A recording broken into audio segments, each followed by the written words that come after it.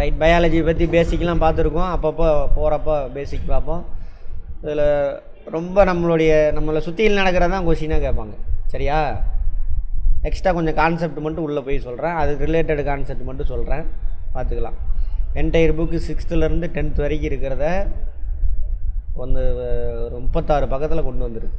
எல்லா ஃபேக்ட்ரியும் எடுத்துகிட்டு வந்தாச்சு. கான்செப்ட் நடுவில் சொல்லிடுறேன். அந்த ஃபேக்ட் வராமல் கான்செப்ட் ஸ்டேட்மெண்ட்டில் கேட்டாங்கன்னா புரிஞ்சதை வச்சு ஆன்சர் போட்டுக்கோங்க. அந்த மாதிரி விஷயம்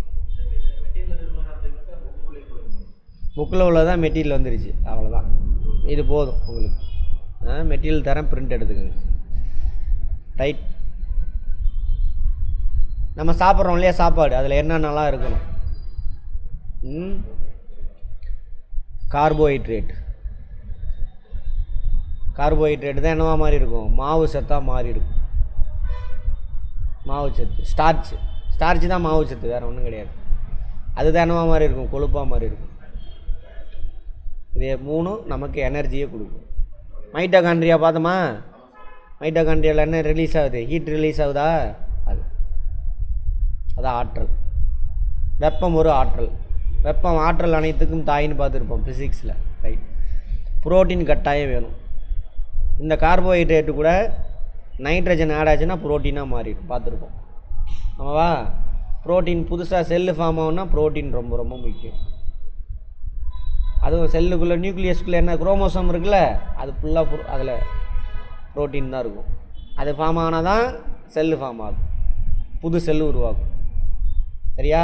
டெய்லியும் பார்த்தீங்கன்னா இது ஒரு நாளைக்கு 2 லட்சமா 20 லட்சமா ரத்த சிவப்பணுக்கு செத்துக்கிட்டு இருக்குது. அது எல்லாத்துக்கும் என்ன வேணும்? அப்போ புதுசாக உருவாகணும். அதுக்கு தகுந்த மாதிரி புரோட்டீன் நம்ம எடுத்துக்கணும். புரோட்டீன் ரொம்ப ரொம்ப முக்கியம் இருக்குது. அடுத்தது வைட்டமின் ஏ. இதுவும் இவங்க ஃபார்ம் பண்ணுறது தான். கார்போஹைட்ரேட் தான் வைட்டமின்னாக மாறும். ஏபிசிடி இந்த மாதிரி ஏகப்பட்டது இருக்குது. இவங்க எல்லாமே வந்துட்டு யார்?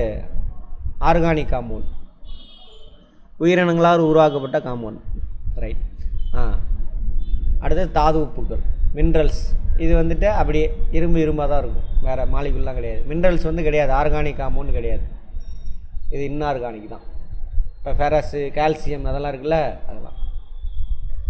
இவங்கெல்லாம் எதுக்கு சார் வேணும்னா வளர்சிதை மாற்றம் நடைபெறதுக்கு ரொம்ப ரொம்ப முக்கியம். மெட்டபாலிசம் அது நடக்கிறதுக்கு, அதை தூண்டுதல் எல்லா வேலையும் நடக்கிறதுக்கு. அப்புறம் நார்ச்சத்து, ரஃபேஜ் அப்படின்னு சொல்லுவாங்க. Fibre content. நம்ம சாப்பிட்ற சாப்பாடில் வயிற்றில் இருக்கிற கழிவெல்லாம் குறிச்சி எடுத்துகிட்டு வந்துடும். ரஃபேஜ் அப்படின்னு சொல்லுவாங்க, வயிறு. ரைட்.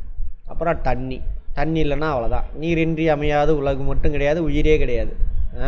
நீர், வாட்டர். நம்ம உடம்புலேயே அதிகமாக யார் இருக்கா? தண்ணி தான் இருக்குன்னு பார்த்தோம். ரஃபேஜ், ஃபைபர் கேள்விப்பட்டது இல்லையா? ரஃபேஜ் இல்லையா? ஃபைபர், ரஃபேஜ் இன்னொரு பேர். இது பார்த்தாச்சு. Right, okay. உயிரின் அடிப்படை அலகு செல்லு. ஆமாவா? உயிரற்ற பொருளின் அடிப்படை அலகு இது உயிரற்றது, ஏபயோட்டிக், ஆட்டம், அணு. தாவர உணவு எப்பொருளாக சேமிக்கப்படுது? ஸ்டார்ச்சா. கார்போஹைட்ரேட்டாக அது என்னவா மாற்றிடும்? ஸ்டார்ச்சாக மாற்றி தான் சேமித்து வைக்கும், கார்போஹைட்ரேட்டாக வைக்க முடியாது. அதேமாதிரி நம்ம உடம்புக்குள்ளே இந்த ஸ்டார்ச் தான் சாப்பிடுவோம். ஸ்டார்ச்சியோ சர்க்கரையோ சாப்பிடுவோம். அது சிறுகுடல் வரைக்கும், வாயிலிருந்து ஆரம்பித்து சிறுகுடல் வரைக்கும் கார்போஹைட்ரேட்டாக உடஞ்சிடும். அதான் குளுக்கோஸ். அப்போ தான் சிறுகுடல் அதை உறிஞ்சி ரத்தத்தில் கொடுக்கும். சரியா?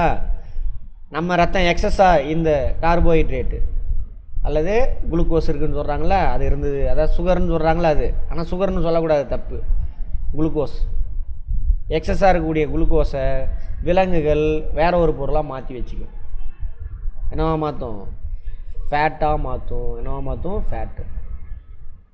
கிளைக்கோஜன் ஓகே, அது ஃபேட்டு தான், வேறு ஒன்றும் கிடையாது.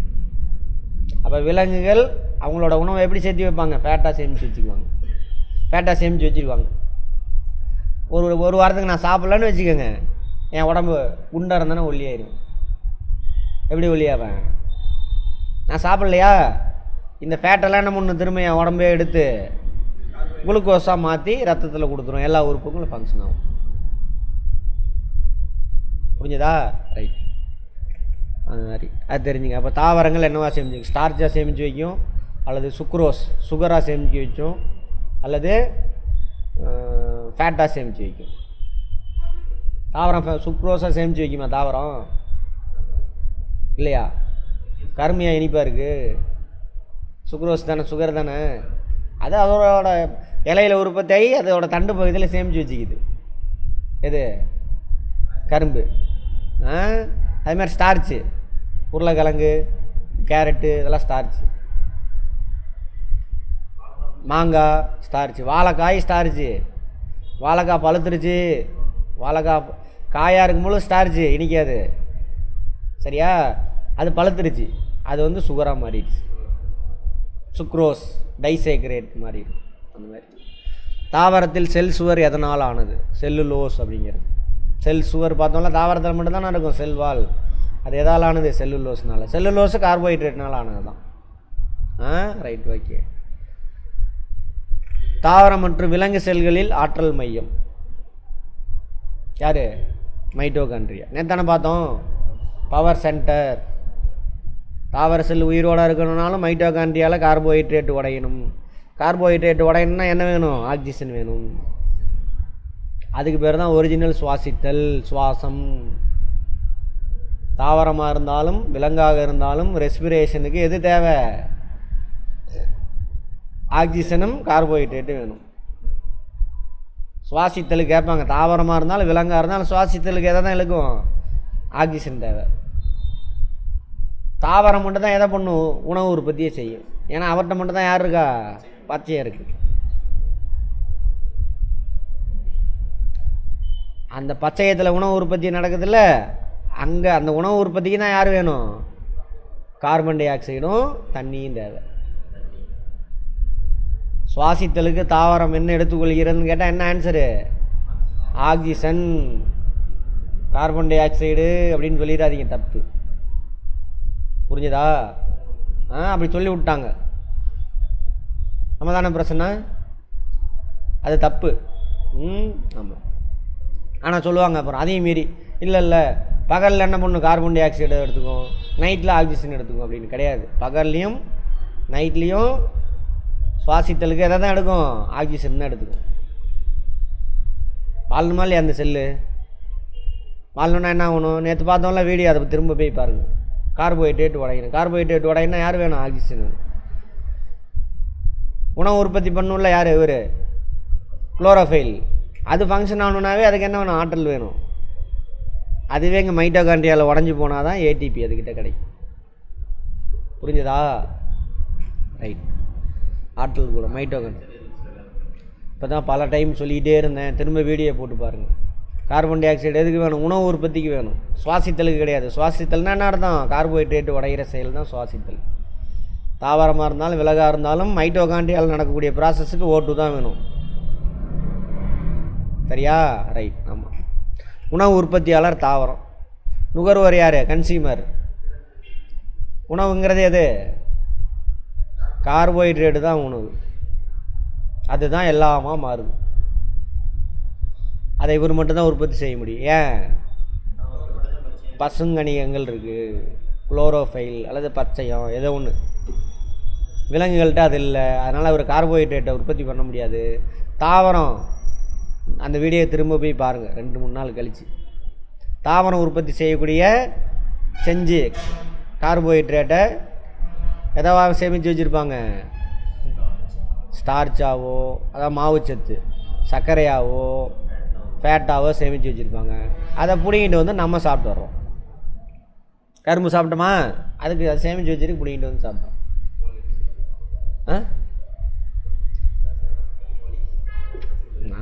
அதை கோழி விலங்கு, அதை விட்டுருங்க. புரிஞ்சுதா? உருளைக்கிழங்கு, அரிசி, சரியா? இதில் இருக்கக்கூடிய நிலக்கடையில் இருக்கிற எண்ணெய், அது ஃபேட்டு தானே, அதெல்லாம். ஆமாம்.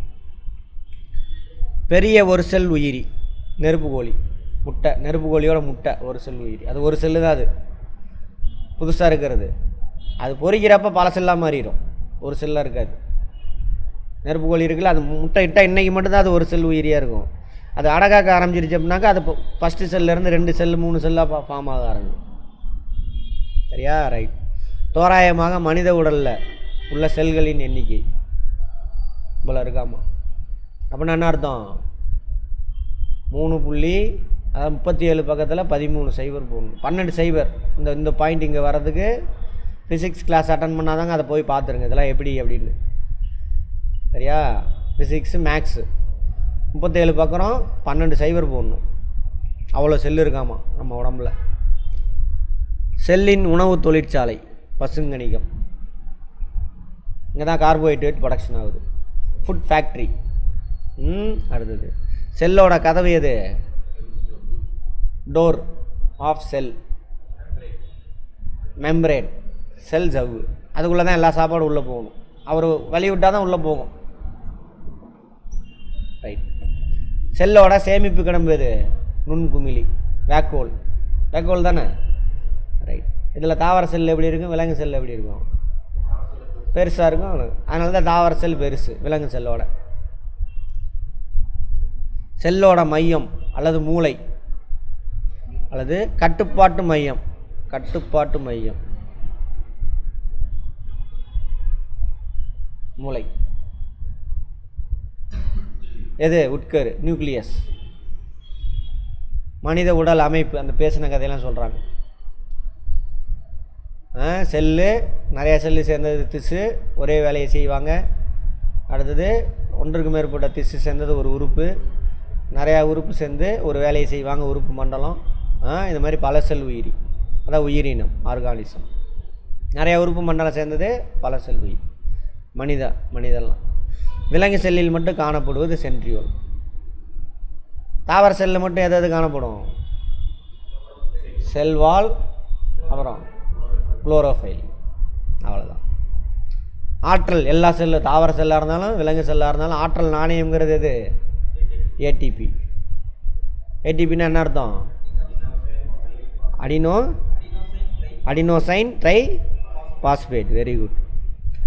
செல்களில் புரத உற்பத்தியை மேற்கொள்பவை, ஈடுபவை 2 பேர். யார் யார்? ரிபோசோம் அல்லது ரைபோசோம், அப்புறம் எண்டோபிளாச வலைப்பின்னல். ஆமாவா? போய் எடுத்து பாருங்கள்.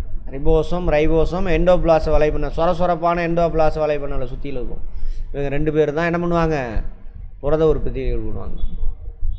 செல்லின் இயக்கப்பகுதி, அதாவது செல்லுக்குள்ளே பொருள்லாம் எதில் மூமெண்ட் ஆகும்?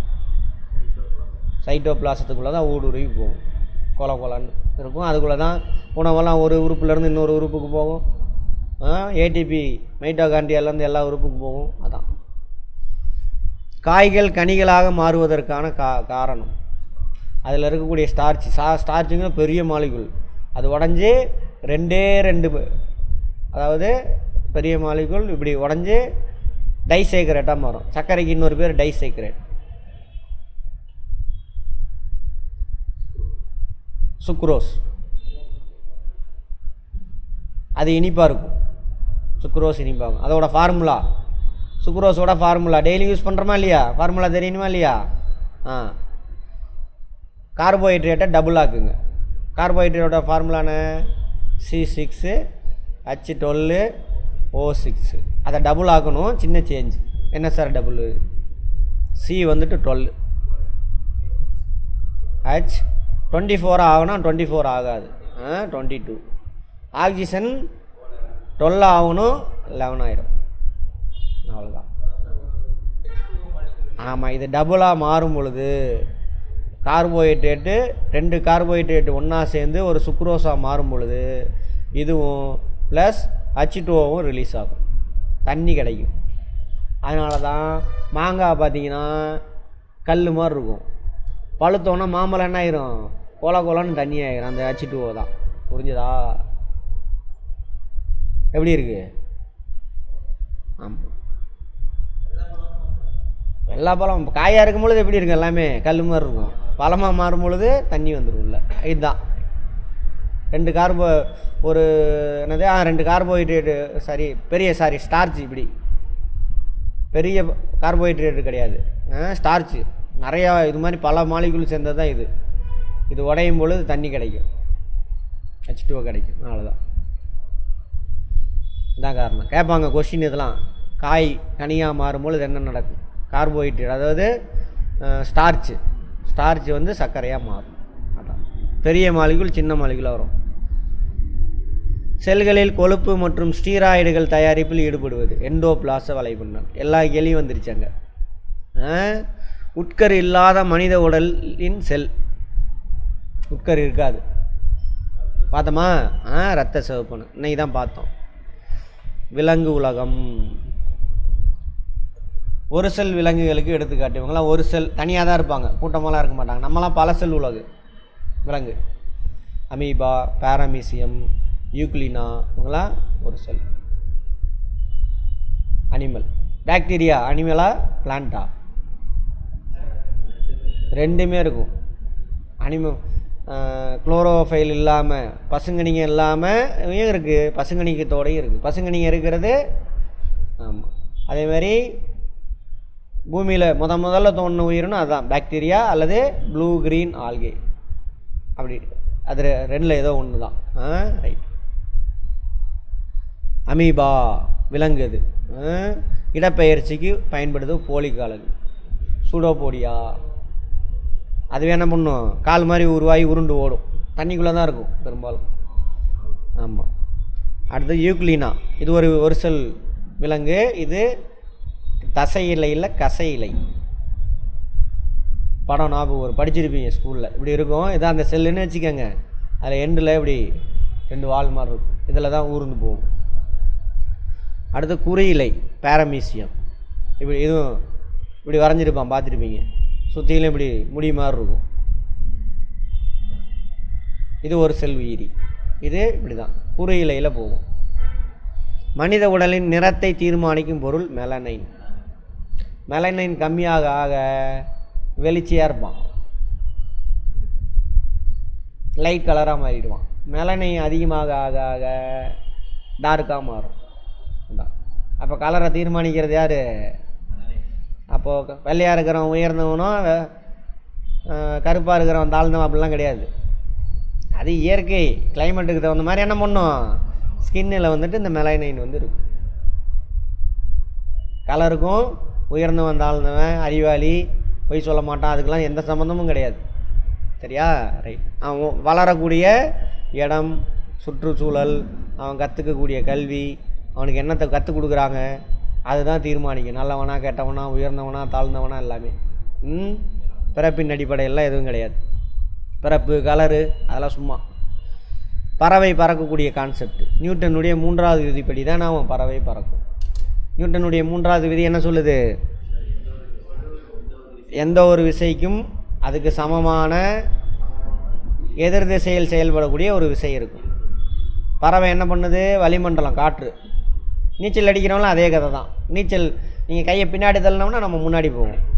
ஏன்னா நீங்கள் கையை ஃபோர்ஸை பின்னாடி கொடுக்குறீங்க, அந்த தண்ணி என்ன பண்ணுது? அது ஈக்குவலான ஃபோர்ஸை உங்கள் கைக்கு கொடுக்கும். நம்ம மூவ் ஆகும். கீழே அழுத்துனீங்க, நீங்கள் விசையை நீங்கள் தண்ணியில் என்ன பண்ணுற? நீச்சல் அடிக்கும் பொழுது கீழே அழுத்துறீங்க, அதுக்கு ஈக்குவலான விஷயம் அந்த தண்ணி என்ன பண்ணுவோம்? உங்கள் கைக்கு கொடுக்கும். அதனால தான் மேலே மிதப்போம். அதே தான் வளிமண்டலம், அதுவும் பொருள் தான். வளிமண்டலத்தில் என்ன பண்ணுது? பறவை கீழே விசையை கொடுக்குது, அதுக்கு ஈக்குவலான விஷயம் என்ன பண்ணுது? இந்த வளிமண்டலம் பறவையோட ரெக்கைக்கு கொடுக்குது, பறவை அப்படி மேலே போகுது. அதுதான் சொல்கிறாங்க. கோடைகால உறக்கத்தில் ஈடுபடுவது நத்தை. கோடை காலம் அப்படின்னா சம்மர்.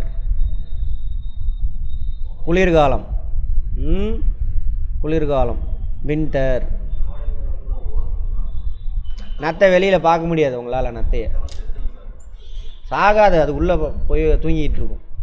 செத்து போனாக்க எப்படி மழை பெஞ்சோன்னு வெளியில் வந்து சுற்றிக்கிட்டு இருக்கு? அது ஓட்டை போட்டு அங்கேயாவது உள்ளே போய் தூங்கிட்டு இருக்கு. அதுக்கு வெயில் தாங்காது. அதனால் சரியா? கோடை காலத்தில். அதேமாதிரி குளிர்கால உறக்கத்தில் ஈடுபடுவது ஆமை. எனக்கா ஆமை வந்து குளிர் இரத்த பிராணி. ஆமை நீரில் வாழ்கிறதெல்லாம் இதை மட்டும் விட்டுருங்க. பெரும்பாலான நீர்வாழ்விகள் எல்லாம் குளிர் இரத்த பிராணிகள். குளிர் இரத்த பிராணி. அதானே சார் குளிர் இரத்த பிராணி. ஆங்கிலத்தில் வந்து கோல்டு பிளட் அனிமல்.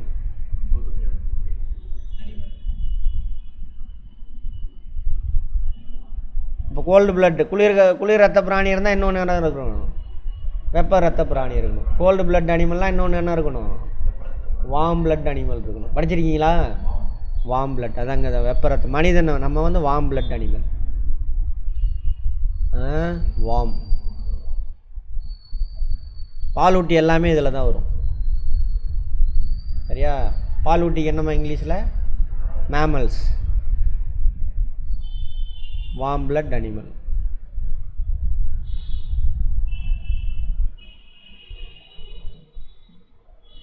ரெண்டுக்கு என்ன சார் வித்தியாசம் அப்படின்னா, இந்த குளிர் ரத்த பிராணி இருக்குல்ல, இப்போ நம்ம வார்ம் பிளட் அனிமலை பார்த்துக்குவோம். ரெண்டுமே சொல்லிடுறேன். இப்போ நம்ம இப்போ சேலத்தில் நம்மளை சுற்றிலும் இங்கே எவ்வளோ சார் அட்மாஸ்பியர் டெம்பரேச்சர் எவ்வளவு? அட்மாஸ்பியர்னால் தெரியும்ல, அதுக்குள்ளே நம்மளை சுற்றிலும் கேஸ் இருக்குது, அதுக்குள்ளே தான் மாட்டிக்கிட்டு இருக்கும். அதோட டெம்பரேச்சர் 28 டிகிரி செல்சியஸ். ஆனால் நம்ம பாடி டெம்பரேச்சர் எவ்வளோ சார்? 37, 36.9, 37 டிகிரி செல்சியஸ் இருக்கும். இப்போ நீங்கள் எடுத்து டெஸ்ட் பண்ணாலும் இதோட 1 டிகிரி செல்சியஸ் அதிகமாகவோ அல்லது 1 டிகிரி செல்சியஸ் கம்மியாகவோ இருக்கும் மிஞ்சி போனால். ஆனால் இது ஆவரேஜாக அவ்வளோ இருக்கும். அப்போ நம்மளுடைய சரௌண்டிங்கில் என்ன டெம்பரேச்சர் இருக்குதுன்னு இந்த வெப்ப ரத்த பிராணிகள் பார்க்காது. இப்போ நம்ம உடம்புலேருந்து வெப்பம் வெளியேறிக்கிட்டு தான் இருக்குது. அந்த வெப்பத்தை எப்படி பேலன்ஸ் பண்ணிக்கும்? நம்ம சாப்பிட்டோம்ல சாப்பாடு, அந்த சாப்பாட்டில் கார்போஹைட்ரேட்டும் உடைக்கும். உடைச்சா கார்போஹைட்ரேட்டை உடைச்சா என்ன கிடைக்கும்? ஹீட்டு கிடைக்கும். அந்த ஹீட்டை எடுத்து அது பேலன்ஸ் பண்ணிக்கிட்டே வரும். நம்ம உடம்புலேருந்து வெப்பம் போயிட்டுருக்கு, அதை எப்படி ஃபீல் பண்ணுறோம்? அந்த ஃபீலிங்க்கு பேர் என்ன? உடம்புலேருந்து வெப்பம் போகுதில்ல, அந்த ஃபீலிங்க்கு பேர் என்ன? என்ன அது? அதுக்கெல்லாம் ஒரு ஃபீலிங்கா? அப்படி தானே? அந்த ஃபீலிங்க்கு பேர் என்னது? ஃபிசிக்ஸ் பார்த்தோமேம்மா, குளிர்தல். ஃபிசிக்ஸில் பார்த்தோமா இல்லையா? கெமிஸ்ட்ரியில் பார்த்தோமா இல்லையா? அப்போ நீங்கள் படிக்கலை. லைஃபுக்கு கொண்டுட்டு வரலன்னு அர்த்தம். குளிருது அப்படின்னா என்ன அர்த்தம்? நம்ம உடம்புலேருந்து வெப்பம் வெளியில் போயிட்டு இருக்குன்னு அர்த்தம். ஏன் வெளியில் போகுது? நம்மளை சுற்றியில் உள்ள அட்மாஸ்பியரில் டெம்பரேச்சர் கம்மியாக இருக்குது. அப்போ நம்ம உடம்புலேருந்து அங்கே போயிட்டே தான் இருக்கும். பார்த்துருப்போம். கண்டக்ஷன், வெப்பம் அதிகமாக இருக்கக்கூடிய இடத்துலேருந்து வெப்பம் கம்மியாக இருக்கிற இடத்துக்கு ட்ராவல் ஆகும். அப்போ நம்ம உடம்பு என்ன ஆகுது? ஆனால் பாடி டெம்பரேச்சர் மெயின்டைன் பண்ணிக்கிட்டே இருக்குது. எப்படி? கார்போஹைட்ரேட்டை உடைக்கிறது இல்லையா? அதனால தான் குளிர் காலத்தில் பசிச்சுக்கிட்டே இருக்கும். ஆமாம் இல்லையா? அதிகமாக பசிக்கும். யூரின் அதிகமாக போகும், பசிக்கும் நிறையா. ஏன் சொல்லுங்கள் பார்ப்போம்.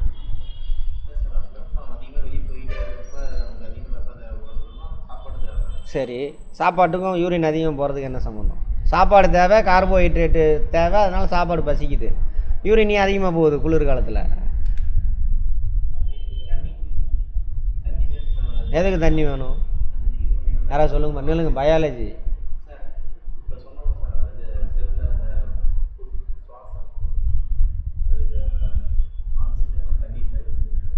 தண்ணி எப்படிமா தேவைப்படும்?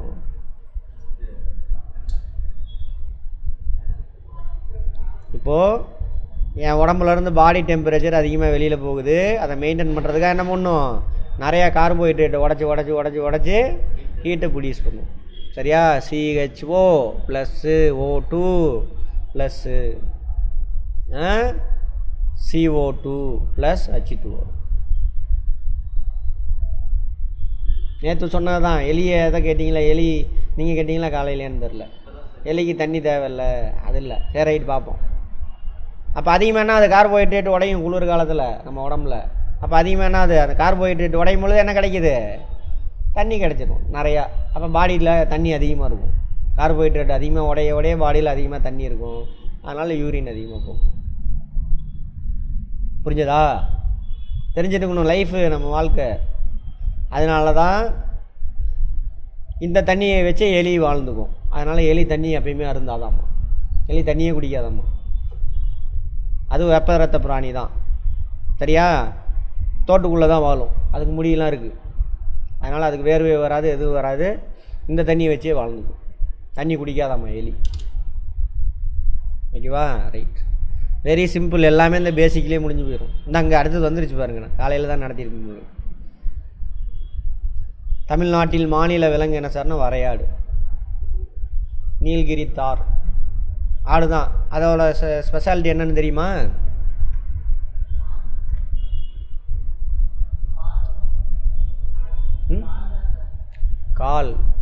காலை வச்சு என்ன பண்ணும் அதை சொல்லுங்கள். செங்குத்தான மலையில் கூட ஏறி போயிட்டே இருக்கும் அது பாட்டில். அங்கே நின்று ஒடியாரும் செங்குத்தான மலையில். அங்கே உள்ளது தான் மேயும் அது வரட்டு இதில். கேள்விப்பட்டது இல்லையா யாரும்? என்னங்க தமிழ்நாட்டில் இருந்துட்டு இதுதான் ஸ்பெஷல். எல்லாம் நம்ம ஊரில் என்ன இருக்குது அங்கே பாருங்கள். செங்குத்தான மலையில் அது பாட்டில் ஏறி போயிட்டு அது மேய்ஞ்சிட்டு வரும். நம்ம ஊர் பக்கம் தான் அதிகமாக இருக்கும். கேரளாவில் கூட இருக்காது, நம்மக்கிட்ட தான் அதிகமாக இருக்கும்.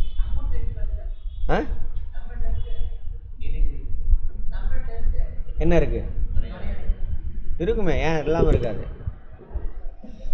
அடுத்தது மயிலோட அறிவியல் பெயர் பாவோ கிறிஸ்டேடஸ்.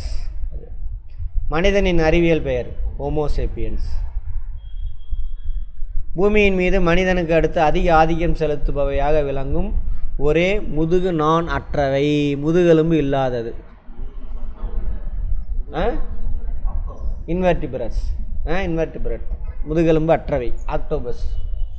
நம்ம உடம்புல உள்ள எலும்பெல்லாம் உருவிட்டிங்கன்னா நம்மளும் அப்படி தான் இருப்போம்.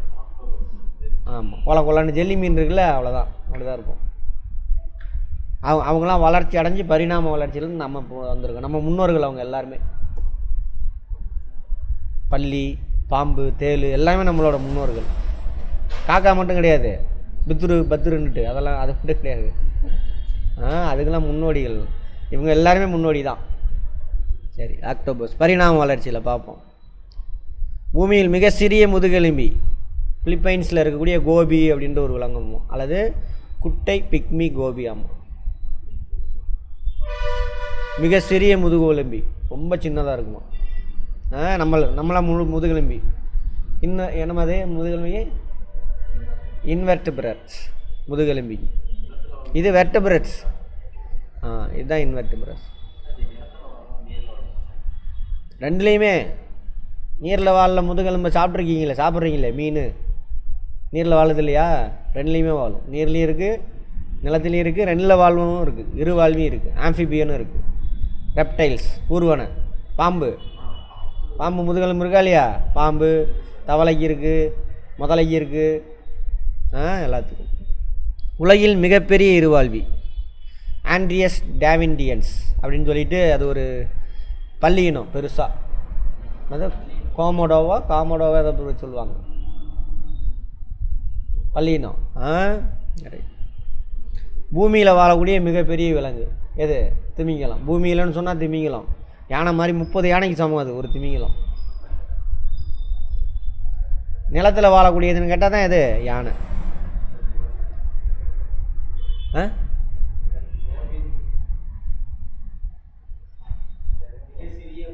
முதுகெலும்பியா?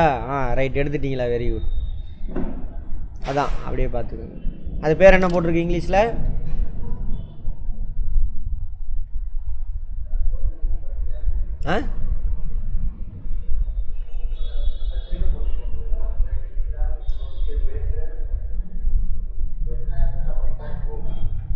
என்னது?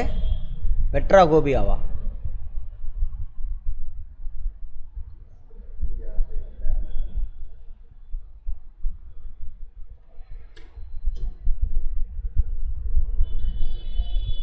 நல்ல வேறு ஒன்றும் அருவாவெல்லாம் எடுத்துகிட்டு வரல.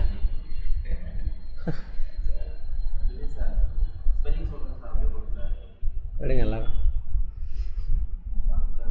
சொல்லுங்கள்.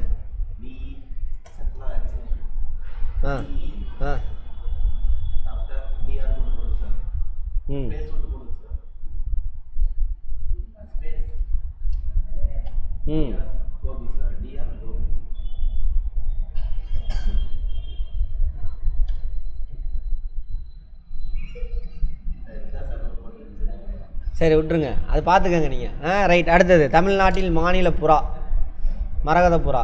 மாநில பறவை மரகத புறா கேள்விப்பட்டிருக்கீங்களா? இங்கிலீஷில் என்ன? Emerald tau.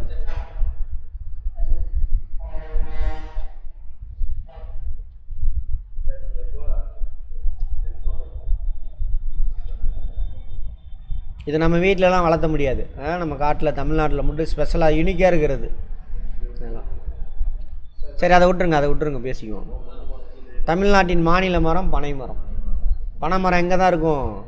வறட்சியான பகுதியில் தான் இருக்கும். தமிழ்நாடு ஃபுல்லாக இருக்கும். ஆமாம், ஏன்னா நம்மளது வந்து வறட்சியானதான். நிலம் உருவானதுலேருந்தே தமிழ்நாடு பூமி வறட்சியாக தான் இருக்கும். இந்த ஆறுகள் ஓடுற இடத்துல மட்டும் செழிப்பாக இருக்கும். அதான் உண்மை. இவங்க வந்த உடனே மரத்தெல்லாம் வெட்டிட்டாங்க. கேரளாவில் பாருங்க, சூப்பராக கதை விடுவாங்க. கேரளாவோட லொக்கேஷன் வேறு, நம்ம லொக்கேஷன் வேறு.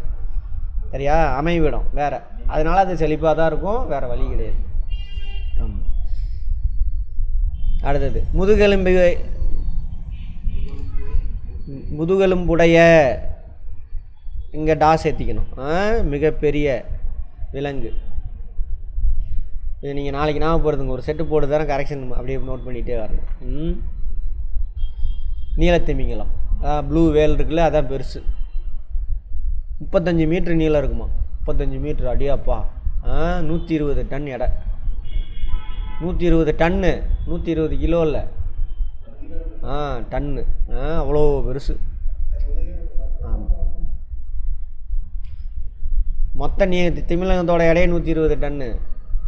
முதுகெலும்போட நீளம் எவ்வளவு? 35 மீட்ரு நீளம். சரியா? எதுனா ப்ளூ வேல். ரைட், இதோட இருக்கட்டும். நாளைக்கு பார்ப்போம்.